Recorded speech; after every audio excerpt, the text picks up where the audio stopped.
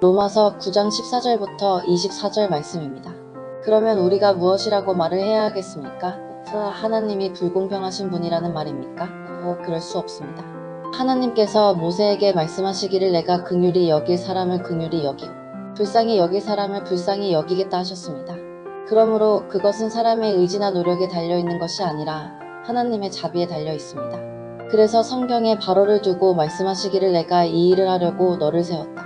곧 너로 말미암아 내 능력을 나타내고 내 이름을 온 땅에 전파하게 하려는 것이다 하셨습니다.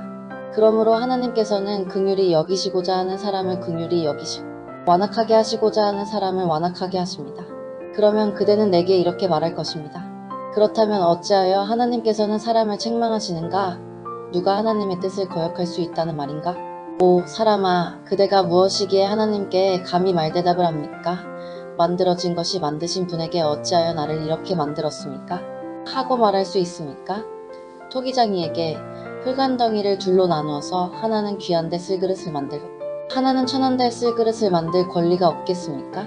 하나님께서 하신 일도 마찬가지입니다. 하나님께서 진노하심을 보이시고 권능을 알리시기를 원하시면서도 멸망받게 되어 있는 진노의 대상들에 대하여 꾸준히 참으시면서 너그럽게 대해주시고 영광을 받도록 예비하신 자비의 대상들에 대하여 자기의 풍성하신 영광을 알리시고자 하셨더라도 어떻다는 말입니까?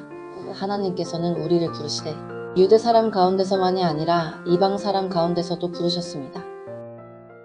네, 샬롬. 오늘도 말씀 앞에 나오신 여러분들을 축복합니다. 우리가 살아가는 사회는 굉장히 치열한 경쟁 사회이죠. 경쟁에는 반드시 어떤 선택이나 결정이 따르기 마련입니다. 그러나 때로 우리가 납득할 수 없는, 공정하지 못하다고 생각하는 결과들이 나올 때도 있습니다. 우리의 노력과 최선보다 다른 기준들로 평가가 될 때가 있기 때문이에요. 다른 기준들 중에서도 특별히 경쟁의 의미도 없이 어떤 태어난 신분 때문에 우리가 원하는 자리에 앉는 사람들도 있습니다. 누군가의 딸이어서, 누군가의 아들이어서, 혹은 뒤에 누군가의 백이 있어서 우리가 열심히 그 자격을 쌓고 있을 때 그들은 주어진 배경 때문에 그 자리에 쉽게 앉게 되는 경우들을 우리가 볼 때가 있는데요.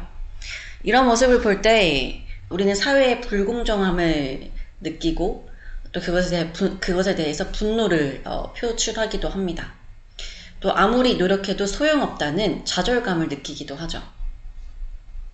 여러분, 그런데 우리가 이러한 불이함의 어떤 감정을 성경 안에서도 느끼고 있다는 것 아십니까?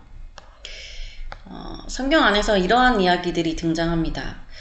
로마서 9장 11절부터 13절에서 예를 들고 있는 야곱과 에서의 경우인데요. 하나님께서는 태어날 때부터 이미도 에서가 아닌 야곱을 택하셨다 말씀합니다. 11절 말씀을 보면 무슨 선이나 악을 행하지 아니한 때에 택하심을 입었다고 말씀하세요. 그러니까 하나님을 위해서 누가 더 열심을 내었는지 경쟁하기도 전에 이미 야곱을 택하셨다는 겁니다. 그리고 그 근거를 행위가 아니라 하나님의 부르심에 있다라고 말씀하십니다. 이런 말씀을 볼 때 우리는 이러한 질문을 갖게 되죠. 하나님의 부르심만이 어떤 택하심의 자격이라면 그 부르심의 기준은 무엇인가? 무엇을 해보기도 전에 에서를 패하시고 또 야곱을 택하신 것은 에서에게는 너무 불공정한 어떤 방법이 아닌가? 우리가 앞서 설명한 것처럼 우리가 뭔가 해보기도 전에 누군가 어떤 자신의 어떤 신분 때문에 그 자리를 앉게 되었을 때 느끼는 그 좌절감과 분노를 우리가 때로는 이런 성경의 이야기 속에서도 느낀다는 것입니다. 그러나 오늘 본문 14절에서는 바울이 이렇게 우리에게 선포하고 있습니다. 하나님께 불의가 있느냐? 그럴 수 없느니라. 사람의 상식으로 볼 때 하나님의 뜻이 행위가 아니라 하나님의 전적인 부르심에 있다라는 것은 마치 아무 기준도 없는 그저 신의 기분에 따른 독재와 같다고 느낄 수 있습니다. 그러나 바울이 확신하는 대로 그 하나님의 부르심에 우리가 제기할 어떠한 불의도 없다라는 것을 우리가 이해하기 위해서는 하나님의 주권에 대해 우리가 알 필요가 있습니다. 19절부터 24절의 말씀을 보면 토기장이에 대한 비유가 나옵니다. 먼저 20절에 봅시다. 이 사람아, 내가 누구이기에 감히 하나님께 반문하느냐? 지음을 받은 물건이 지은 자에게 어찌 나를 이같이 만들었느냐 말하겠느냐. 21절. 토기장이가 진흙 한 덩어리로 하나는 귀에 쓸 그릇을, 하나는 천이 쓸 그릇을 만들 권한이 없느냐. 바울은 하나님의 권한을 토기장이에 비유하고 있는데요. 마치 토기장이가 진흙을 가지고 처음부터 하나는 귀에 쓸 목적을 가지고 그릇을 만들고, 또 하나는 천이 쓸 목적을 가지고 그릇을 만들었다고 할 때 왜 다 귀에 쓸 그릇으로 만들지 않았냐고 누가 비난할 수 있냐는 것입니다. 그리고 그렇게 만들어진 그릇이 그 토기장이에게 왜 나를 이렇게 만들었냐라고 자신의 어떠한 생각을 주장할 수 있냐는 거예요. 우리를 만드신 창조주 하나님도 마찬가지십니다. 22절과 23절의 말씀과 같이 토기장이에게 다른 용도의 그릇을 만들 권한이 있듯 하나님도 타락한 인간에게 진노 혹은 긍휼을 베푸실 권한이 있으십니다. 우리가 이것에 대해서 어떠한 의문과 또 반문을 표할 수 있을까요? 이것이 15절, 내가 긍휼히 여길 자를 긍휼히 여기고 불쌍히 여길 자를 불쌍히 여기리라 하시는 말씀입니다. 그러니 모든 사람이 죄인이라 할 때 그 죄에 대한 구원의 근거가 우리의 행위나 노력이 아니라 하나님의 긍휼이라고 한다면 부르심을 입은 자들에게 이것이 얼마나 은혜입니까? 그래서 바울은 이렇게 고백합니다. 16절, 그런즉 원하는 자로 말미암음도 아니요 다른 박질하는 자로 말미암음도 아니요 오직 긍휼히 여기시는 하나님으로 말미암음이라. 네. 우리가 하나님의 긍휼을 입은 것은, 하나님의 택하심을 입은 것은 하나님의 부르심 때문이고 전적인 하나님의 은혜 때문입니다.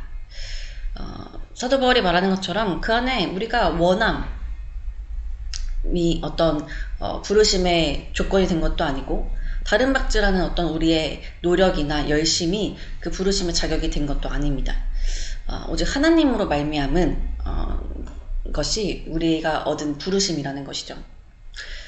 이렇듯 토기장이 되신 하나님께서 귀한 그릇과 천한 그릇을 택하셨고 그 택하심에는 우리의 행위가 아니라 오직 하나님의 은혜가 기준이 된다. 그래서 이 말씀이 택하심을 입은 자들에게는 굉장히 은혜이다라는 이 말씀이 사실 여전히 택하심을 입지 못한 에서와 같은 입장에서 보면 하나님의 불의함에 대한 의심이 풀리지 않는 말씀으로 다가올 수 있습니다. 그래서 우리가 17절과 18절의 말씀을 더 봤으면 좋겠는데요. 17절에서는 출애굽 당시 이스라엘 백성들을 학대했던 바로의 이야기가 나옵니다. 바로는 출애굽 당시 하나님의 백성들을 억압하고 학대하며 출애굽을 막았던 왕이었어요. 10가지 재앙이 일어나는 동안에도 계속해서 말을 바꾸며 출애굽을 허락하지 않았는데요. 말씀을 보면 하나님께서 바로의 마음을 완악하게 하시고 강팍하게 하셨다고 기록되어 있습니다. 이 말씀을 보면 바로는 이스라엘을 출애굽시키고 싶었는데 하나님의 뜻대로 살고 싶었는데 하나님께서 바로의 마음을 억지로 완악하게 하셔서 출애굽을 하지 못하게 막은 것처럼 생각할 수 있습니다. 그러나 여러분 그렇지 않아요. 바로는 악한 왕이었습니다. 모세를 통해 기적을 보고도 하나님을 대적하며 이스라엘 백성들의 탈출을 거부했던 사람입니다. 하나님의 뜻을 거역했던 사람이었어요. 하나님께서 바로의 마음을 완악하게 하셨다는 것은 그에게 긍휼을 베풀지 않으셨다는 것입니다. 즉 바로에게 긍휼을 베푸셔서 회개할 기회를 주시지 않고 원래 품었던 그 완악한 마음을 그대로 내버려 두셨다는 것이죠. 22절에도 보면 하나님께서는 그 사람의 선한 행실에도 진노를 행하시는 것이 아니라 진노의 그릇에도 오래 참음과 관용을 베푸시는 분이라고 말씀하고 있습니다. 돌이킬 기회를 주시는 분이시라는 것이죠. 그렇게 결국 그 사람이 하나님의 진노의 그릇이 되는 이유는 하나님의 오래 참음과 또 관용에도 불구하고 그 사람의 의지대로 하나님을 끝까지 믿지 않은 결과라는 것입니다. 여러분 애굽의 이 바로는 10가지 재앙 또 모세의 여러 그런 말들 가운데 충분히 돌이킬 수 있는 시간들이 있었고 기회가 있었습니다. 그럼에도 바로는 그 마음을 돌이키지 않았죠. 그래서 바로가 완악하게 된 것은 하나님이 그를 완악하게 하신 것이 아니라 스스로 완악하게 된 그를 하나님이 내버려 두신 것입니다. 불의한 자들에 대한 하나님의 진노는 이와 같이 내버려 두심으로 나타납니다. 정리하자면 하나님의 택하심은 토기장이와 같이 하나님의 전적인 주권이며 그 부르심 가운데 하나님은 긍휼히 여길 자를 긍휼히 여기시고 진노할 자에게 진노하시며 내버려 두시는 분이십니다. 우리가 이 하나님의 부르심을 불의하다 할 수 없는 것은 우리가 긍휼을 입었을 때에도 우리의 행위에 공로는 없으며 우리가 진노를 입었을 때에도 우리의 의지가 그 진노를 받을 만큼 완악하기 때문입니다. 우리가 하나님의 부르심이 어떠한 이유와 조건을 찾기 이전에 우리가 더 주목해야 할 것은 창조주 하나님의 주권을 피조물인 우리가 감히 대적할 수 있는가? 피조물인 우리가 하나님의 그 주권에 대해서 반문할 수 있는가? 피조물인 우리가 하나님께 대하여 가져야 할 태도는 그분의 주권을 겸손히 인정하고 또 선하신 그 하나님의 뜻을 구하는 것. 이것이 우리의 자세, 우리의 믿음의 자세일 것입니다. 사랑하는 여러분, 우리는 하나님의 택하심을 입은 자들입니다. 우리는 하나님의 긍휼하심을 입은 자들입니다. 우리가 이 사실을 기억할 때 교만해지는 것이 아니라 우리와 같이 연약하고 또 제된 자들에게 긍휼을 베풀어 주신 그 은혜 앞에 겸손함과 감사의 마음을 가져야 할 것입니다. 그리고 여전히 우리가 하나님의 뜻을 거슬러 완악해지지 않도록 하나님의 진노하심과 내버려 두심이라는 그 심판을 받지 않도록 날마다 우리의 마음을 점검하며 또 하나님의 말씀대로 살아가는 모든 자들이 되었으면 좋겠습니다. 함께 기도합시다. 하나님, 오늘도 말씀으로 하루를 시작하게 하시니 감사합니다. 하나님, 우리는 때로 성경을 읽으며 하나님의 선택에 의심을 품고 하나님의 의로움에도 의문을 가질 때가 있습니다. 그러나 먼저는 우리의 이런 생각이 창조주 되신 하나님의 주권을 인정하지 못하는 교만이며 하나님의 선하심을 모르는 무지임을 깨닫습니다. 토기장이 되신 하나님 뜻 앞에 지음받은 우리가 왜 그런 뜻을 품으셨냐 의심을 품을 수 있겠습니까? 무엇보다 거룩하시고 선하신 하나님의 뜻 앞에 죄인인 우리가 어찌 불의하다 말할 수 있겠습니까? 하나님, 우리의 마음을 겸손케 하여 주시고 무엇보다 우리가 하나님의 긍휼로 그 은혜 안에 있음을 기억하기를 소망합니다. 그래야 우리의 마음이 바로와 같이 완악하지 않고 하나님의 긍휼을 받을 만한 자들로 살아가며 또한 부르심을 입은 자들의 모습으로 살아가기를 소망합니다. 오늘 이 말씀을 붙들고 각자의 삶으로 나아가는 주의 청년들을 기억하여 주셔서 하나님의 긍휼 가운데 살아가게 하여 주시고 그 마음이 완악하여질 때 내버려 두지 않으시고 간섭하시고 개입하시는 그 은혜를 더하여 주옵소서. 감사합니다. 우리의 삶의 참 주인 되신 예수 그리스도 이름으로 기도드립니다.